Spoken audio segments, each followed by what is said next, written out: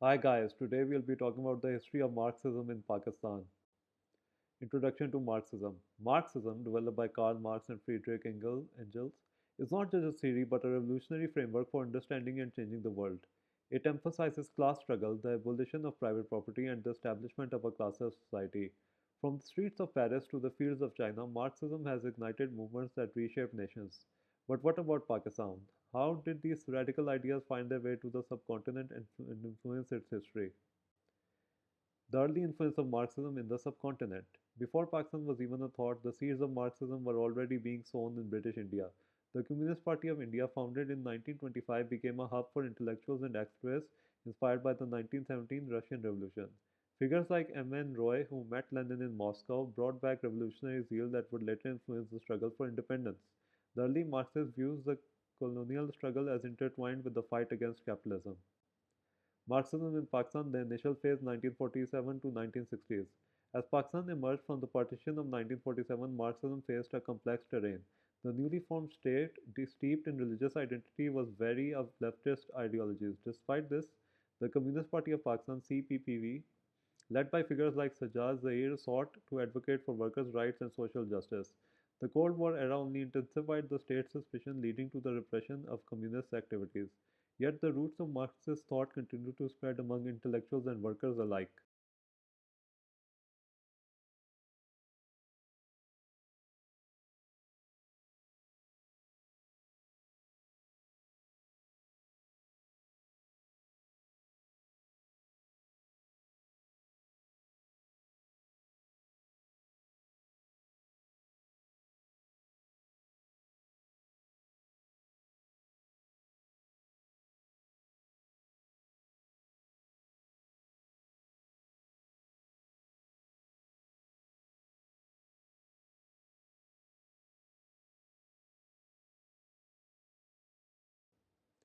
Marxism during the Zia era, 1977 to 1988. The ascent of General Ziaul Haq marked a dark chapter for Marxism in Pakistan. His regime's Islamicization drive sought to eradicate any form of leftist thought.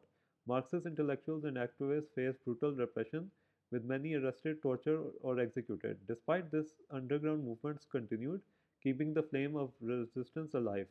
Zia's attempt to merge state and religion was a direct attack on Marxist ideals, making this period one of the most challenging for leftist movements in Pakistan. Post-Zia era decline and resurgence 1988 to present. With Zia's death in 1988, Pakistan saw a cautious resurgence of leftist ideologies.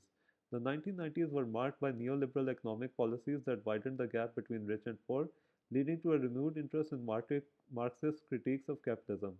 However, the global fall of communism and the rise of Islamic fundamentalism overshadowed these efforts. Today, while traditional Marxist parties have diminished, new leftist movements, particularly among youth and labor unions, are reinterpreting Marxist thought for contemporary struggles. Key contributions and legacy. Marxism's legacy in Pakistan goes beyond politics. It has left an indelible mark on culture. The poetry of Faiz Ahmad Faiz, who masterfully intertwined Marxist themes with classical Urdu literature, continues to inspire. Similarly, progressive writers, playwrights, and filmmakers have used their platforms to challenge social injustices, echoing Marxist ideals. While Marxism may not have led to a revolution in Pakistan, its influence persists in the ongoing fight for equality and social justice. Conclusion. From its roots in pre partition India to its fluctuating fortunes in modern Pakistan, Marxism has been both a beacon of hope and a target of repression. As we conclude, we must ask ourselves, in a country grappling with economic inequality, social injustice, and political turmoil, does Marxism still hold reference? Is there a place for its ideals in the future of Pakistan? You can comment answers below, and thank you so much for watching. This is the end of the video, and don't forget to subscribe and like this video. Thank you and goodbye.